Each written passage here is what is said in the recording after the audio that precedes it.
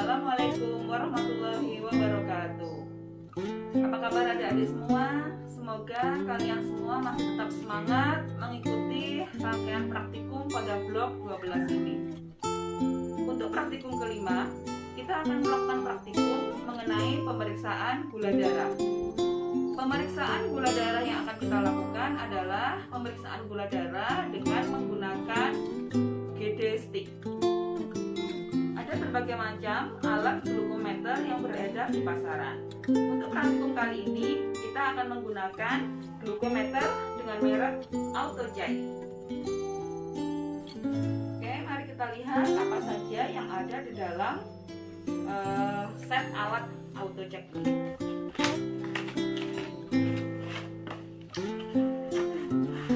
Sebenarnya AutoCheck ini tidak khusus hanya memeriksa kadar gula darah saja, tetapi dia bisa memeriksa kadar asam urat dan juga kadar kolesterol. Untuk masing-masing pemeriksaan mempunyai jenis stick yang berbeda. Untuk pemeriksaan gula darah, ya, tempat sticknya pada labelnya berwarna hitam seperti ini. Kemudian stick yang di dalam juga berwarna hitam. Kemudian yang kedua adalah untuk memeriksa kadar kolesterol. Untuk memeriksa kadar kolesterol ini labelnya berwarna kuning pada tempat sticknya. Untuk stick di dalamnya dia berwarna kuning juga. Kemudian satu lagi untuk memeriksa kadar asam urat dalam darah. Ya. Untuk asam urat ini label pada tempat sticknya berwarna hijau, dengan sticknya juga berwarna hijau. Kemudian selain stick, di sini terdapat alat ya dalam wadah. Ini adalah yang disebut glukometer. Dia adalah mesin utama dalam pemeriksaan ini yang nantinya di sini di layarnya akan muncul berapa kadar gula darah dari pasien. Kemudian di sini juga ada yang namanya jarum yang kita sebut lancet. Ya, jadi jarum kecil untuk menusuk bagian perifer dari ujung jari pasien. Kemudian di sini ada pen. Pen ini adalah alat untuk memasang jarum sehingga memudahkan pemeriksa dalam menusuk jari pasien. Kemudian di sini ini ada namanya alat kalibrasi. Ya. Pada saat kita melakukan pemeriksaan 3 komponen ini secara bersamaan, maka untuk mengganti sticknya kita harus kalibrasi dulu alatnya atau glukometernya. Untuk pemeriksaan gula darah ini kita berhubungan langsung dengan pasien, terutama kita berhubungan langsung dengan cairan dari pasien berupa darah, sehingga kita harus memperhatikan alat perlindungan diri kita agar aman bagi pasien dan aman bagi pemeriksa. APD yang kita butuhkan, yang pertama adalah kita menggunakan jas lab atau scoret, ya, untuk melindungi pakaian kita dari mungkin cipratan darah dari pasien. Kemudian kita menggunakan masker, ya, usahakan menggunakan masker medis untuk extra protection. Kemudian kita juga menggunakan swab alkohol, ya, ini swab alkohol. Jadi ini digunakan untuk mendesinfeksi bagian yang akan diperiksa dari pasien. Dalam hal ini ujung jari pasien. Ya, jadi ini adalah alkohol yang dikemas satuan dalam satu kemasan, ya. Jadi bentuknya seperti ini, ya.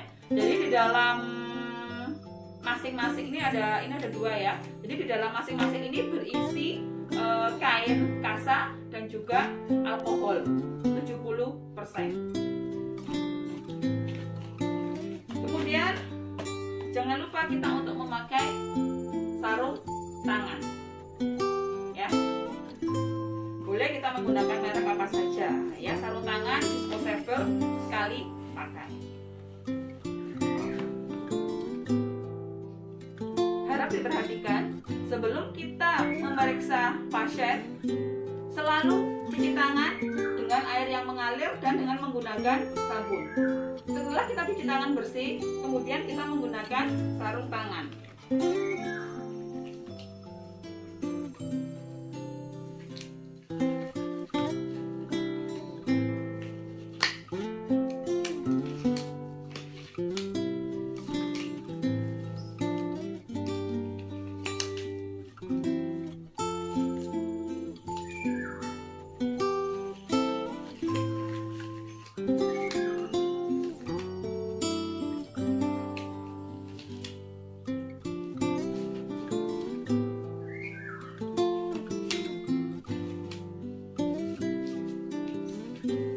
Setelah kita menggunakan sarung tangan, yang pertama kita lakukan adalah persiapan alat.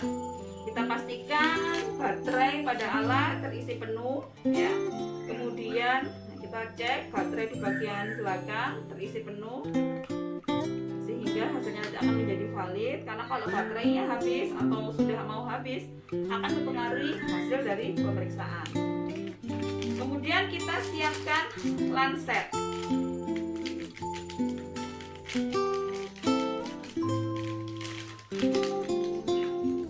Kita ambil satu jarum seperti ini, berarti jarum dalam keadaan tertutup. Kita gunakan pen, alat bantuan untuk menyuntik. Kita buka dengan cara kita pegang tangan kiri memegang bagian bawah, tangan kanan memegang bagian atas, kemudian kita putar dan kita angkat. Nah, nanti kita akan melihat, nah ini adalah tempat lancetnya. Kita pegang lancetnya di bagian atas, kemudian kita masukkan ke dalam pen. Tekan sampai masuk semua. Kemudian setelah itu kita buka, tutup jarumnya dengan cara memutarnya. Tangan kiri kita pegang bagian pangkalnya, tangan kanan kita membukanya dengan cara memutar. Kita putar, kemudian kita tarik, kemudian kita tutup pennya dan kita pastikan dia sudah terkunci dengan cara memutarnya menuju ke arah pencetannya ini. Jadi nanti angka ini sejajar dengan pencetannya. Kita putar sampai terdengar bunyi klik. Nah, kalau sudah seperti ini tandanya pen sudah mengunci. Kemudian selanjutnya, nah, kita perhatikan di sini ya. Di sini kan ada angka ya. Nah, ini ada angka. Angka ini menunjukkan kedalaman dari jarum ini menusuk jari pasien. Ya. Ada angka 1 sampai 6. Semakin besar angka, semakin dalam jarum ini menusuk pasien. Bagaimana cara menyesuaikannya? Dengan cara memutar bagian atas. Kita putar. Nah, ini ada angka 2. Ini ada angka 3, 4, 5, 6. Nah, maksimal sampai 6. Nah, ini biasanya kita lihat kulit jari pasien. Bila kulitnya dirasa tebal, maka kita gunakan tingkat kedalaman 5 atau mungkin 6. Tapi kalau jarinya kulitnya tampak tipis, kita bisa menggunakan 2 ataupun 3. Kemudian setelah itu kita harus cek apakah pen ini bekerja dengan cara menarik ujungnya kita tarik sampai terdengar bunyi klik. Nah, bagaimana cara mengeceknya dia bekerja atau tidak? Kita pencet. Harus diperhatikan, jauhkan ujungnya dari jari pasien, jari pemeriksa ataupun permukaan benda yang lain. Kemudian kita pencet sampai terdengar bunyi. Kalau sudah terdengar bunyi seperti itu, berarti alat ini sudah aktif dan bisa digunakan. Ini ini ya. Jangan lupa untuk menggunakannya kita tarik. Untuk menyuntikannya kita tekan bagian ini.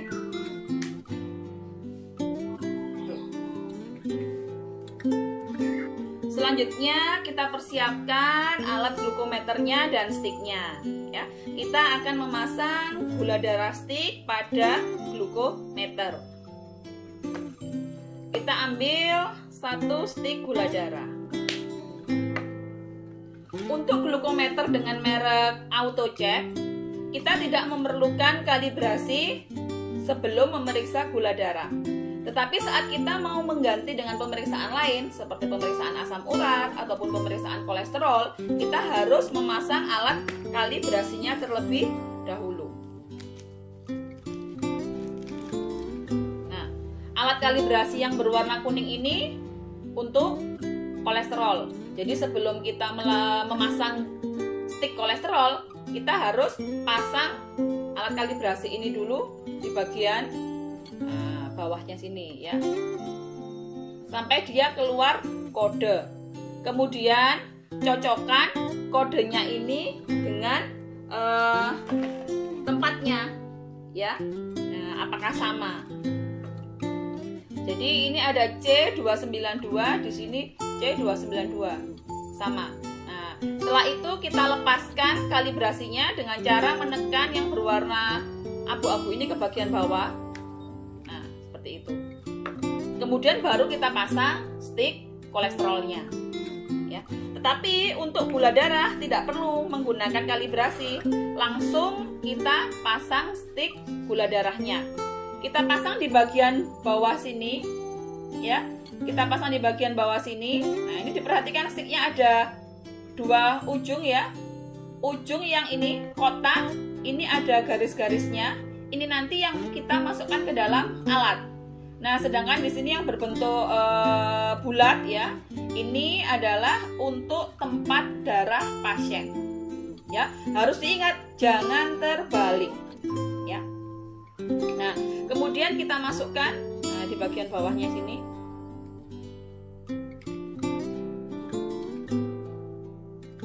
Nah, sampai muncul seperti ini. Di sini ada tulisan gluk.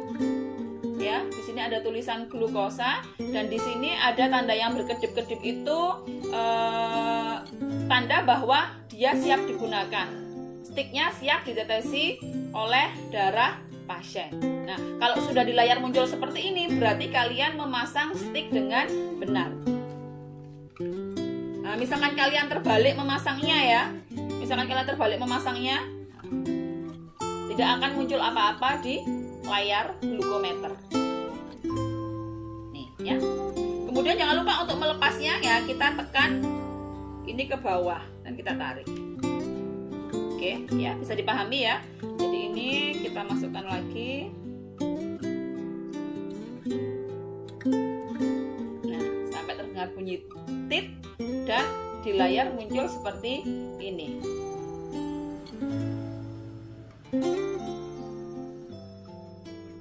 Sebelum diperiksa, anjurkan pasien untuk mencuci tangan dengan air yang mengalir dan dengan sabun.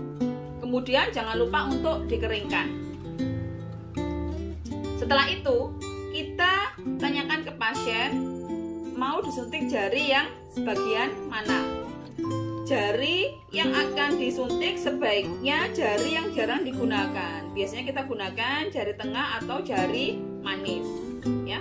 Kemudian jari yang akan disuntik kita lakukan pemijatan agar aliran darah ke perifernya ini lancar sehingga nanti saat disuntik darahnya mudah untuk keluar. Oke, setelah itu kita desinfeksi dengan menggunakan alkohol swab. Alkohol swab ini adalah alkohol swab sekali pakai. Jadi setelah kita gunakan, kita buang. Sobek seperti ini ya, dan tidak perlu menggunakan alat bantu, bisa kita sobek secara manual. Kemudian kita desinfeksi jari pasien secara 1 kali usap ya. Jadi kita sekali usap seperti ini, tidak boleh kita ulangi. Kalau mau kita ulangi kita harus menggunakan alkohol swab yang baru. Oke. Selanjutnya kita persiapkan pasien untuk disuntik. Jangan lupa untuk memberitahu pasien bahwa jarinya akan ditusuk sehingga pasien tidak kaget. Kemudian kita tekan bagian ujung jari pasien. Kemudian jangan lupa untuk kita cek apakah dia berfungsi. Nah, setelah berfungsi kita tarik lagi. Nah, kita persiapkan untuk menyuntik ujung jari pasien. Kita letakkan pen menempel pada ujung jari pasien. Jangan langsung dipencet. Kita harus pastikan bahwa dia berada dalam posisi yang stabil. Kemudian setelah itu kita suntik. Kemudian kita tunggu sampai darah itu keluar. Kemudian kita letakkan atau kita aplikasikan darah di bagian ujung stick seperti ini sampai terdengar bunyi bip. Nah, kita tunggu 5 detik. Nah, setelah itu muncul gula darah. Di sini terbaca gula darah 86 mg per dl. Oke, kelihatan ya. Jadi ini angka di sini ini adalah kadar gula darah dari pasien. Ya, ini tadi pasien terakhir makan jam 9 malam. Pemeriksaan dilakukan pada pukul 9 pagi. Ya, sehingga hasil yang ada pada layar ini merupakan gula darah puasa. Setelah itu kita bersihkan bekas darah pasien dengan menggunakan alkohol swab. Kita tutup dan kita tekan. Kita bersihkan bekas-bekas darah pasien. Kemudian setelah selesai kita baca dan kita catat, kita keluarkan ujung sticknya ya dengan cara menekan tombol silver. Kita tekan, kita cabut. Alat akan otomatis mati. Selanjutnya, setelah pemeriksaan gula darah puasa, kita akan melakukan pemeriksaan gula darah 2 jam PP. Gula darah 2 jam PP artinya gula darah 2 jam postprandial. Ini maksudnya adalah gula darah yang diperiksa 2 jam setelah pasien makan. Jadi, setelah dilakukan pemeriksaan gula darah puasa, kemudian pasien dianjurkan untuk makan. Setelah itu, kita tunggu 2 jam kemudian, baru kita periksa lagi gula darahnya. Untuk prosedur pelaksanaannya sama dengan pemeriksaan gula darah puasa. Pertama, kita siapkan lansetnya. Kita masukkan ke dalam pen, ya. Ini dimasukkan, kemudian kita putar, kita tarik. Kita tutup, kemudian kita atur kedalaman tusukannya nanti. Ini sudah ada ya, kita atur 5, disesuaikan dengan keadaan kulit dari pasien. Kemudian kita cek, kita tarik. Nah, ini berarti alat sudah berfungsi ya. Kemudian kita sisihkan dulu, kita ambil glukometer dan stick gula darah. Pasang, ingat jangan sampai terbalik ya. Yang ada bentuknya kotak dan ada garisnya seperti ini kita masukkan ke dalam alat sampai terdengar bunyi bip.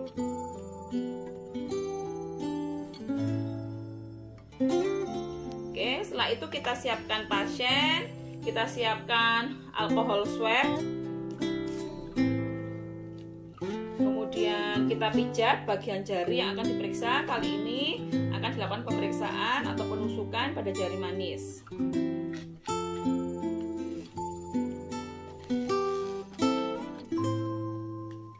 Kemudian kita desinfeksi dengan menggunakan alkohol swab dengan sekali usap. Kemudian kita tunggu agak kering. Kita tekan bagian ujung jari sebelum kita tusukkan lansetnya. Kita tempelkan, kemudian kita tekan.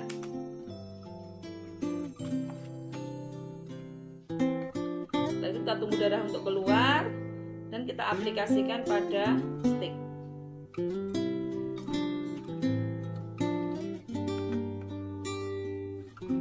Kita tunggu selama 5 detik. Hasilnya adalah 133 ya. Jadi ini adalah normal. Normalnya adalah memang gula darah 2 jam PP itu lebih tinggi dibandingkan dengan gula darah puasa. Ya, kali ini pasien 133 mg per dl. Untuk rentang nilai kadar gula darah ini mungkin kita akan dapati rentang yang berbeda dari sumber yang satu dengan sumber yang lainnya. Maka kita gunakan rentang nilai yang ada pada kemasan glukotesnya, ya. Nah, di sini seperti ini saya menggunakan auto check. Di sini ada keterangan rentang dari kadar gula darah, ya. Oke, karena tulisannya terlalu kecil saya bacakan, ya. Jadi untuk gula darah puasa dengan menggunakan alat auto check ini rentangnya antara 70 sampai 105 mg per dl. Tadi pasien nilainya 86 mg per dl, ya, sehingga masih dalam rentang normal. Kemudian untuk 2 jam setelah makan atau 2 jam PP, ya, rentangnya normalnya antara 120 sampai 160 mg per dl. Sedangkan pasien tadi kadar gula darahnya 133 mg per dl, sehingga pada pasien ini dikatakan kadar gula darahnya dalam kondisi ataupun dalam rentang yang normal, dalam batas normal, ya. Demikianlah tadi praktikum sistem endokrin mengenai pemeriksaan gula darah. Semoga bermanfaat dan mohon maaf apabila ada yang kurang berkenan. Sukses selalu.